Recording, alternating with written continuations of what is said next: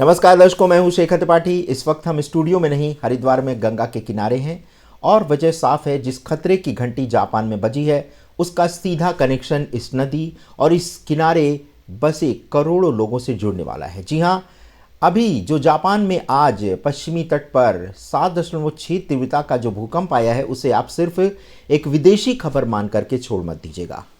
क्यों? क्योंकि जापान जिस टेक्टोनिक प्लेट पर हिला है ठीक उसी रिंग ऑफ फायर का हिस्सा है जिसका दूसरा सिरा भारत के हिमालय के नीचे दबा हुआ है। जी हाँ, अब आप सोचेंगे कि जापान 6000 किलोमीटर दूर है, वहाँ की ज़मीन फटने से दिल्ली, बिहार या उत्तराखंड को क्या होने वाला है? इसका जवाब अगले 2 मिनट में हम आपको देंगे और जान करके ये आपके पैरों तले ज़मीन खिसक जाएगी, क्योंकि भारत सरकार चुपचाप एक नए डेंजर जोन की तैयारी कर रही है। जी हाँ, जापान पर पहले देखिए कि क्या भूकंप आया है। जो वहाँ पर आज जो भूकंप हुआ है वो सामान्य भूकंप नहीं था। इशिकावा प्रांत में ज़मीन के 1.3 मीटर पश्चिम की तरफ जो ज़मीन थी वो खिसक गई है। ध्यान दीजिएगा, खिसक गई है, यानी कि जापान की जो मेट्रोलॉजिकल एजेंसी का डेटा बता रहा है कि पिछले एक हफ्ते में वहाँ 1200 से ज़्यादा आफ्टर शॉक्स आए हैं। इसका मतलब समझते हैं, ज़मीन के नीचे की एनर्जी अभी शांत नहीं हुई है और वो एनर्जी ट्रेवल कर रही है। आप देखिए इसका भारत से क्या कनेक्शन है, यहीं पर आपको बताते हैं। विज्ञान कहता है कि जब एक प्लेट के कोने पर दबाव बढ़ता है तो उसका असर दूसरे कोने पर होता है। जापान में जो यूरेशियन प्लेट हिली है, ठीक उसी यूरेशियन प्लेट के नीचे हमारा इंडियन प्लेट लगातार टक्कर मार रहा है। यानी जापान में लगा धक्का भारत के हिमालयी क्षेत्र में एक ट्रिगर दबा चुका है। बने रहिएगा हमारे साथ, क्योंकि अगले 2 मिनट में हम आपको कुछ ऐसी जानकारी देंगे जो आपको कहीं नहीं मिलेगी। बात करते हैं, जो ट्रिगर हो रहा है जापान में उसकी ऊर्जा सीधे भारत नहीं आ रही है, वो एक रास्ते से आ रही है और उस रास्ते में अभी 2 और देशों में तबाही मची है। एक है कंबोडिया और दूसरा है इंडोनेशिया। इन दोनों जगहों पर पिछले 48 घंटों में जो हुआ है वो इस बात का सबूत है कि मौत की लहर भारत की तरफ बढ़ रही है। क्या हुआ है वहां पर, चलिए आपको बताते हैं। जापान से थोड़ा नीचे आइए, कंबोडिया में वहां भूकंप नहीं आया है, लेकिन वहां एक अजीब घटना रिकॉर्ड हुई है। वहां की मेकोंग नदी के जलस्तर में अचानक गिरावट और जमीन में दरारें देखी गई हैं। भूवैज्ञानिक इस दरार को देख करके हैरान हैं। बिना भूकंप के दरारें, ये इशारा है कि ज़मीन के बहुत नीचे यानी मेंटल जो स्तर है वहाँ पर हलचल हो रही है और ये वो प्रेशर है जो जापान से रिलीज़ होकर के नीचे की तरफ बढ़ रहा है। बने रहिएगा, अगले 2 मिनट में आपको एक नई जानकारी देंगे। पूरा वीडियो देखना मत भूलिएगा। और अगर आपको लगता है कि कंबोडिया की दरारें भारत से दूर हैं तो ज़रा इंडोनेशिया का हाल सुन लीजिए, जहाँ पानी ने वो तांडव मचाया है जो शायद भविष्यमालिका की भविष्यवाणी को सच कर रहा है। इंडोनेशिया का कनेक्शन भारत के अंडमान और सुमात्रा फॉल्ट लाइन से है और मैं अभी आपको इस नक्शे से बता रहा हूं तो आप समझ जाएंगे कि भारत खतरे में क्यों है। तो यहाँ पर देखिए, इंडोनेशिया में जो बाढ़ और ज्वालामुखी, और इंडोनेशिया के सुमात्रा में देखिए वहाँ माउंट मरापी ज्वालामुखी फटा है और साथ ही वहाँ पर भयंकर बाढ़ भी आई है। इस बाढ़ में काफ़ी लोग मारे गए हैं और ये सिर्फ बारिश नहीं थी, ये ज्वालामुखी और बाढ़ का एक साथ आना किसी एक बड़े खतरे का संकेत कर रहा है। इसे कोल्ड लावा भी कहा जा रहा है। ध्यान दीजिए, जापान में धरती हिली है, इंडोनेशिया में जल प्रलय और अग्नि एक साथ आए हैं और ये रिंग ऑफ फायर अब एक तरह से पूरी तरह से एक्टिव हो चुका है।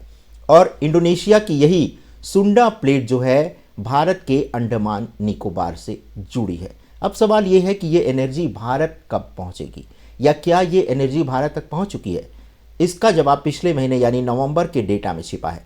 भारत में पिछले महीने जितने भूकंप आए हैं उसने पिछले 10 साल का रिकॉर्ड तोड़ दिया है। सरकार डर गई है, इसीलिए अब जोन 6 की बात हो रही है। अब ये जोन 6 है क्या? चलिए अब आते हैं अपने देश के मुद्दे पर।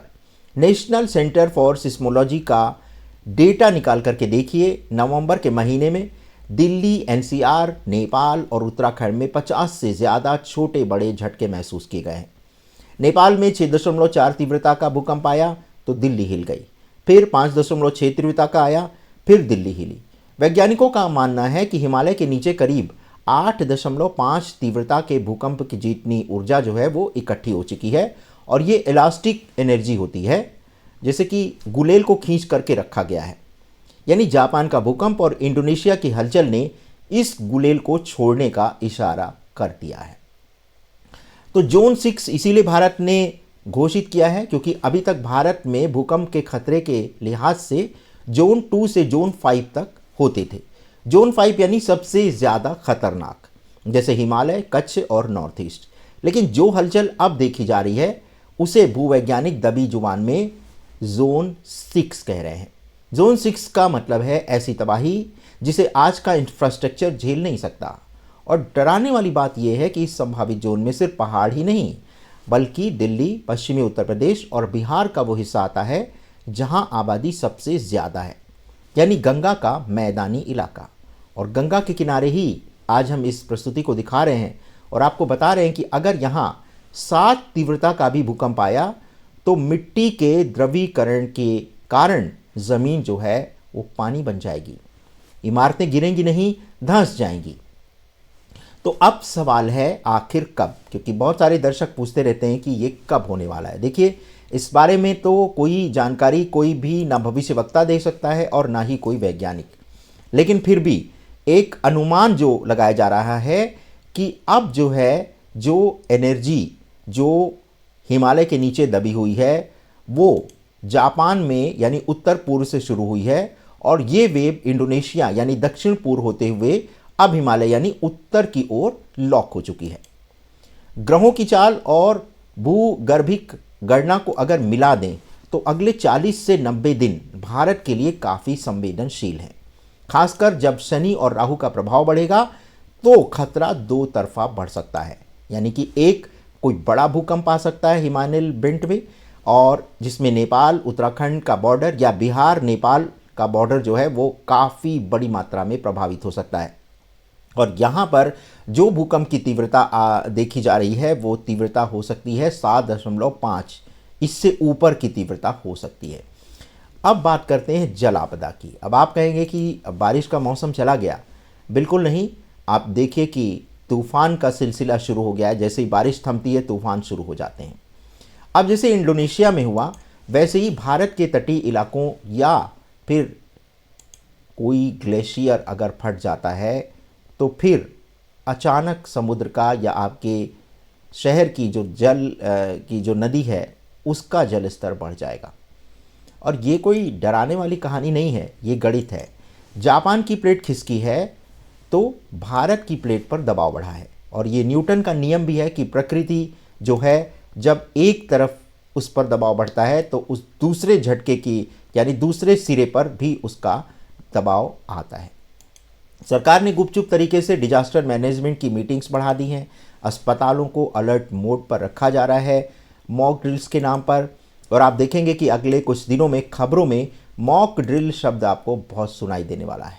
जी हाँ, आपने इंडोनेशिया वाले हिस्से को जो है देखा है कि किस तरह से प्रभावित हो रहा है, और अब जो है अगला नंबर जो है वो भारत का हो सकता है।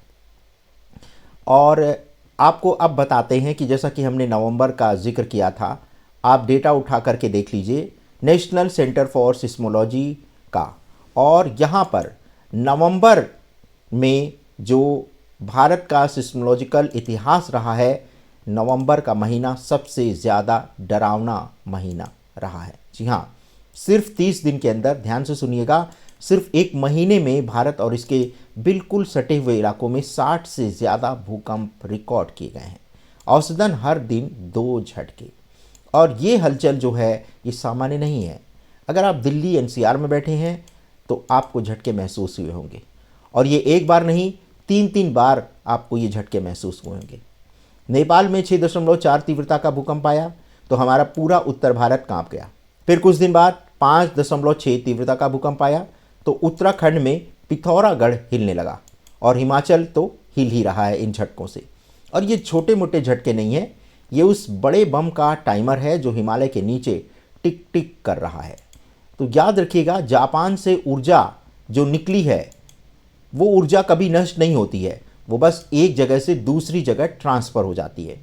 तो जापान में जो आज 7.6 तीव्रता का जो भूकंप का झटका आया है, वो विशाल ऊर्जा अब यूरेशियन प्लेट के रास्ते सीधे हमारे हिमालय की जड़ों में ट्रांसफ़र हो रही है। यानी कि स्ट्रेस अब बिल्डअप हो रहा है और वो अपनी चरम सीमा पर पहुंच चुका है। और इसी स्ट्रेस को देखकर वैज्ञानिकों के पसीने छूट रहे हैं, जिसके कारण जोन 6 पर चर्चा शुरू हो गई है। अब आप पूछेंगे जोन 6 क्या है आखिर? तो आज तक तो हमने सिर्फ जोन 5 तक सुना था। जोन 6 का जो खुलासा हुआ है, देखिए, भारत में खतरे के हिसाब से अभी तक 4 जोन को मुख्य माना जाता था। जोन 2, जोन 3, जोन 4 और जोन 5। जोन 5 यानी वेरी हाई रिस्क जोन, जैसे भुज का इलाका गुजरात में, पूरा हिमालय, कश्मीर और नॉर्थ ईस्ट का इलाका। यहाँ पर 8 तीव्रता तक के भूकंप का अनुमान लगाया जा रहा है। सरकार इसके लिए पूरी तरह तैयार थी कि अगर ऐसा कुछ होता है तो देखा जाएगा कि उसको कैसे जो है रिकवर किया जाएगा। लेकिन जापान और तुर्की में जो हुआ है उसे देख करके भूवैज्ञानिक अब दबी जुबान में एक नए खतरे का नाम ले रहे हैं, और वो नए खतरा है जोन 6। तो जोन 6 जो है वो सरकार जो है ऑफिशियल कर चुकी है, और लेकिन अभी ये खबर बहुत ज़्यादा नहीं आई है बाहर, क्योंकि अगर बहुत ज़्यादा अगर सरकार इस पर जोर देगी तो देश में एक पैनिक मच सकता है। लेकिन आपको बता दें कि जोन 6 का जो उसको घोषणा करनी पड़ी है, या जो वैज्ञानिकों ने जोन 6 के बारे में कहा है, इसका मतलब है महाविनाश। जी हाँ, जोन 6 जो है वो 8.5 या फिर 9 तीव्रता से भूकंप के एरिया को कवर कर रहा है। जी हाँ, एक ऐसी तबाही जिसे रोकने के लिए हमारे आज के मकान, हमारे फ्लाईओवर और हमारे बांध बने ही नहीं हैं। और हमारा इंफ्रास्ट्रक्चर जो है अभी जोन 6 के लिए बना नहीं है, बल्कि अभी तक जो भी हमने भूकंप रोधी इमारतें बनाई हैं वो जो है जोन 4 और जोन 5 के हिसाब से बनी है। लेकिन जोन 6 के हिसाब से कुछ भी अभी भारत में नहीं बना है।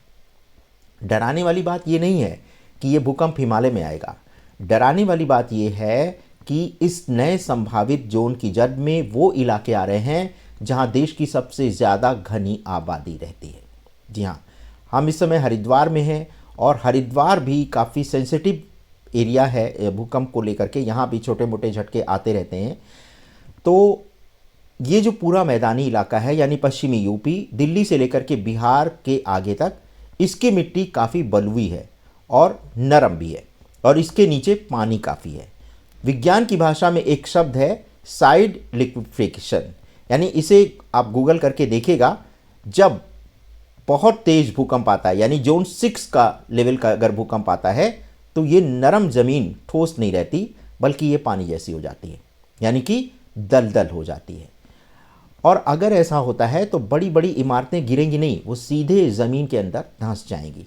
ठीक वैसे ही जैसे अभी इंडोनेशिया में बाढ़ के बाद मिट्टी जो है धंसी हुई थी। तो अब सारा डेटा आपके सामने है।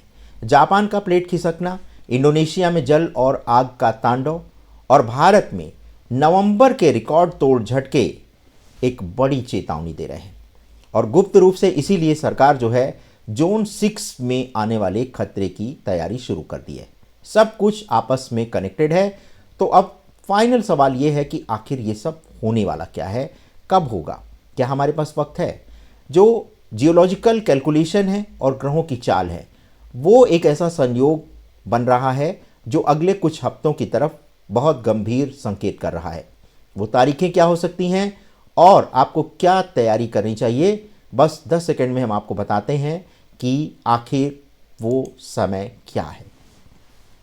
वो समय है अगले 30 से 60 दिन का जो समय है, यानी फरवरी 2026 तक का जो समय है, वो काफ़ी ख़राब है, काफ़ी डराने वाला है। अब आप ये कहेंगे कि आखिर फरवरी की हम बात क्यों कर रहे हैं? फरवरी की बात हम इसलिए कर रहे हैं क्योंकि फरवरी में एक ऐसा ग्रहों का संयोग बन रहा है जो भारत नहीं, पूरे संसार की धरती को हिला करके समतल बनाने की तैयारी कर रहा है। जैसा कि आप जानते होंगे कि इतिहास हमेशा दोहराता है अपने आप को, और इसी इतिहास ने अब अपने आप को दोहराने की पूरी तैयारी कर ली है। इसीलिए इस समय आप देख रहे होंगे कि सोशल मीडिया पर भविष्यवाणियों का एक तरह से सिलसिला सा शुरू हो गया है। यहाँ तक कि जो न्यूज़ चैनल हैं वो भी भविष्यवाणियाँ बता रहे हैं। आप सोचिए, क्या ये सब ऐसे ही हो रहा है? बिल्कुल नहीं। ये प्रकृति के द्वारा एक अलर्ट आपको दिया जा रहा है, जिसको आप अभी इसलिए ऐसा कह के नज़रअंदाज कर रहे हैं कि भाई इनको तो व्यूज़ कमाना है, इनको तो चैनल चलाना है। भाई देखिए, अगर भूकंप आएगा तो हम भी मरेंगे ही। ऐसा नहीं है कि जो बता रहे हैं वो बच जाएगा और जो सुन रहा है वो खतरे में आ जाएगा। जब भूकंप आएगा तो हम हो सकता है सबसे पहले मरे। तो बात यहाँ पे इस बात की नहीं है, और अगर हम ही नहीं रहे तो चैनल का क्या होगा? बात यहाँ पे ये नहीं है। इस समय आपको जिस माध्यम से भी जो भी जानकारी मिल रही है, अगर आपको उससे डर लगता है तो आप ऐसी जानकारी को अवॉइड करें। लेकिन अगर आपको लगता है कि ये जानकारी आपके काम की है, आपको उसमें रुचि है, तो आप कम से कम जानकारी देने वालों को मत कोसिए। आपके ऊपर ये निर्भर करता है, क्योंकि सोशल मीडिया पर अभी किसी तरह का कोई दबाव नहीं है कि आपको ये देखना ही देखना है। दूसरी बात यह है कि जब आप इस तरह की सामग्री आप खोजते हैं गूगल पे या यूट्यूब पे, तभी आपके मोबाइल फ़ोन पर इस तरह की सामग्री आती है। अगर आप इस तरह की भविष्यवाणियाँ नहीं देखेंगे या इस तरह के कार्यक्रम नहीं देखेंगे तो आपके पास इसका नोटिफिकेशन भी नहीं आएगा। तो कम से कम हमारा बस आपसे यही कहना है कि जो आज है, आज को जी लीजिए। जो भी हमारे दर्शक हैं, जो हमसे जुड़े हुए हैं, हम उनसे यही कहेंगे कि कल क्या होगा कोई नहीं जानता। जहाँ तक कई दर्शक हमसे पूछते रहते हैं कि आप समय बताइए। देखिए, अगर समय का ही पता होता तो फिर मनुष्य जो है वो सर्वशक्तिमान हो जाता। प्राकृतिक घटनाओं की कोई सटीक समय की जानकारी नहीं दी जा सकती है, लेकिन एक अनुमान ज़रूर लगाया जा सकता है। और उस अनुमान के मुताबिक हमने सितंबर से समय सही नहीं लग रहा था, और सितंबर से लेकर के जब सितंबर की हमने बात की थी तो बहुत से दर्शकों ने ये कहा कि आप हर समय टाइमलाइन देते हैं। देखिए, टाइमलाइन जो हम देते हैं वो हम ग्रहों की आधार पर देते हैं। जिस समय आकाशीय मंडल में ग्रहों की ऊर्जा सबसे ज़्यादा तेज़ होती है, उसी आधार पर हम आपको बताते हैं कि ये समय हो सकता है। हमने कभी ये नहीं कहा है कि ये गारंटेड है, ऐसा हो ही जाएगा। आप ये सोचिए कि जब हज़ारों साल पहले जब श्री अच्युतानंद दास महाराज जो हैं, जो भविष्य मालिका के रचयिता हैं, उन्होंने 600 साल पहले आज घटने वाली घटनाओं की भविष्यवाणी कर दी थी। तो उस समय तो किसी ने नहीं पूछा कि ये घटना कब घटेगी। तो जो बातें हम आपको बता रहे हैं, ये घटनाएं घटेंगी, क्योंकि अब जो है सिर्फ बात भविष्यवाणियों तक सीमित नहीं रही। अभी आप देखिए, गोवा में एक नाइट क्लब में किस तरह से 40 लोग जल करके मरे हैं। आप इस समय अगर आप खबरों को ही अगर ध्यान से आप देख लीजिए तो आपको पता चल जाएगा कि हम किस संकट की ओर इशारा कर रहे हैं। अभी देखिए, जापान के कैलिफोर्निया में कितना बड़ा भूकंप आया है, कनाडा में भूकंप आया है, भारत में हर 2-3 दिन पे आपको भूकंप के झटके लग ही रहे हैं। और अभी देखिए जापान में जो आया है, और जापान का सीधा कनेक्शन भारत से जुड़ा हुआ है, इंडोनेशिया का सीधा कनेक्शन भारत से जुड़ा हुआ है। फरवरी 2026 में क्या होने वाला है, इस पर हम एक अलग एपिसोड तैयार कर रहे हैं। अभी हमारी रिसर्च चल रही है, क्योंकि जब हम किसी भी बात पर पूरी तरह कंफर्म हो जाते हैं तभी हम आपको वो जानकारी देंगे। तो उस एपिसोड को आपको देखने के लिए धरती रीसेट आप कमेंट सेक्शन में ज़रूर लिखिएगा, तो हम आपको वो एपिसोड दिखाएंगे। क्योंकि अभी बहुत सारे दर्शकों की अभी इस तरह की फरमाइश नहीं आ रही है, तो अब हम उन्हीं कार्यक्रमों को दिखाते हैं जिसकी आपकी मांग ज़्यादा होती है। तो ये जो भविष्यवाणी का आज का हमारा जो एपिसोड है, इसमें बस हम आपको यही चेतावनी दे रहे हैं कि घटनाएं अगर विदेश में भी हो रही हैं तो आप ये मत समझिए कि आप और हम सुरक्षित हैं। कोई भी जो ऊर्जा होती है वो ऊर्जा में ही परिवर्तित होती है, ऊर्जा कभी नष्ट नहीं होती है। अगर धरती के अंदर से कोई ऊर्जा उत्पन्न हो रही है, झटका दे रही है, हिला रही है, तो आप समझ लीजिए कि वो जो ऊर्जा है वो अपने कम से कम 2 से 3 गुनी उसकी गति और बढ़ सकती है। और जब ये गति बढ़ेगी तो धरती की ऊर्जा धरती से ही निकलेगी, और जब धरती की ऊर्जा धरती से निकलेगी तब मनुष्य ने जो आज ये सारे जो आविष्कार कर रखे हैं, जो धरती पर इतनी बड़ी बड़ी इमारतें, इतने बड़े बड़े भव्य कॉम्प्लेक्सेस बने हुए हैं, ये सब तो हिलने में और इसको तबाह होने में बिल्कुल देर नहीं लगने वाली है। क्योंकि पहले के समय में जब भूकंप आते थे तो पहले के समय में मिट्टी के घर बने होते थे, तो मिट्टी भरभरा के गिर जाती थी, लोग फिर से घरों का निर्माण कर लेते थे। यही कारण है कि अब जो भूकंप आएगा उससे तबाही इतनी बड़ी होगी कि उसका अनुमान लगाना भी बहुत मुश्किल हो रहा है। और जब भी भूकंप आएगा, अगर वो समुद्र तट के इलाके में आता है तो भूकंप से दो तरफा आफत आएगी। एक तो आफत आएगी कि ज़मीन फटेगी तो इमारतें धंसेंगी, और दूसरी तरफ जो समुद्री इलाके हैं वहाँ पे जो समुद्र के अंदर जो भूकंप आएगा, सुनामी आएगी, उससे जो है वो पूरा का पूरा पानी जो है वो पूरे पूरे उस क्षेत्र में फैल सकता है। तब आप ये समझ लीजिए कि धरती पर दो तरफा आफत है, अगर तूफान आ जाता है तो तीन तरफा आफत हो जाती है।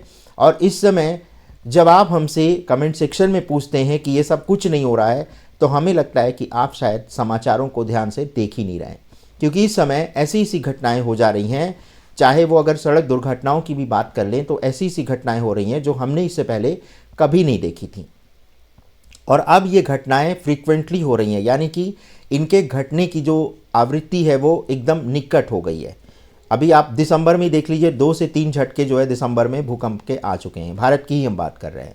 और अभी इंडोनेशिया में जो आया है, जो फ्लड आया है, और जो कंबोडिया में घटना हुई है, और जो जापान में आज ही जो भूकंप आया है, और वो भी कोई कम भूकंप नहीं था, 7.4 तीव्रता का भूकंप था।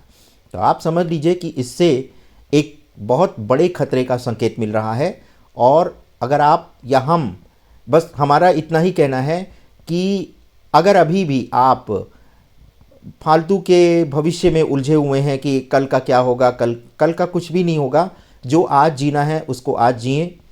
आज किसी से दुश्मनी मत मोल लें, आज किसी के बारे में बुरा ना सोचें, बस वर्तमान में जीना शुरू कर दें।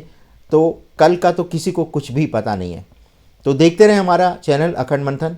बहुत ही जल्दी हम गंगा के तट से आपको कुछ नई भविष्यवाणियों की सीरीज शुरू करने जा रहे हैं, और तब हम आपको न सिर्फ भविष्यवाणियों के बारे में बताएंगे बल्कि आपको हरिद्वार के जो तीर्थस्थल हैं उनका भी भ्रमण कराएंगे। और इन सब की तैयारी हमारी चल रही है, बस कुछ संसाधनों का अभाव है, तो इस कारणवश अभी हम इसको अंजाम नहीं दे पा रहे हैं। और ये जो पूरा अभी चैनल जो अखंड मंथन चलाया जा रहा है, ये हरिद्वार यानी उत्तराखंड के हरिद्वार से चलाया जा रहा है। और हरिद्वार में ऐसा बहुत कुछ है, देवभूमि है, तो यहाँ के बारे में भी आपको और भी जानकारी देंगे। तो देखते रहिए अखंड मंथन। और अगर आपको चैनल का कंटेंट अच्छा लग रहा है तो आप इसे लाइक, शेयर और सब्सक्राइब करना मत भूलिएगा। दूसरी बात है कि अब हम स्टूडियो बेस्ड कार्यक्रम को बनाना बंद कर रहे हैं, क्योंकि इसमें समय ज़्यादा लगता है और अपने पास अब समय बहुत कम बचा है, क्योंकि जो चेतावनी हम आपको दे रहे हैं वो चेतावनी हम अपने ऊपर पहले ही लागू कर चुके हैं। इस समय हमारा प्रयास ये रहता है कि अधिक से अधिक समय ईश्वर की भक्ति में, ध्यान में, साधना में लगाया जाए। तो अब जो है हम काफ़ी दिनों से इस बारे में विचार विमर्श चल रहा था, और चूँकि स्टूडियो बेस्ड कार्यक्रम बनाने में समय बहुत लगता है, और समय जब हम आपको चेतावनी दे रहे हैं कि समय कम बचा है, तो ये चेतावनी हम अपने ऊपर पहले ही लागू कर चुके हैं। तो इसी वजह से अब आपको स्टूडियो बेस्ड कार्यक्रम कम मिलेंगे, कम क्या बिल्कुल ही नहीं मिलेंगे। अब आपको इसी तरह सीधे साधे सेटअप में आपको बातें बताई जाएंगी, भविष्यवाणी बताई जाएंगी। कंटेंट बहुत है। बहुत जल्दी ही हम कल की अवतार पर भी एक सीरीज़ शुरू कर रहे हैं, उसका भी सेटअप ऐसा ही रहेगा। और एक हम कम्युनिटी पोस्ट में हमने एक पोस्ट डाली है कि आपको किस तरह के सेटअप का कार्यक्रम पसंद है। क्या आप रियल लोकेशंस से कार्यक्रम देखना चाहते हैं, क्या आप स्टूडियो बेस्ड सेटअप से कार्यक्रम देखना चाहते हैं, या आप ऐसे ही बिल्कुल साधारण तरीके से घर में जो प्रस्तुतियाँ होती हैं और चैनल्स में उसमें आप देखना चाहते हैं। क्या चीज़ आपको ज़्यादा जोड़ती है हमसे, इस पर भी आपसे हम राय मांग रहे हैं।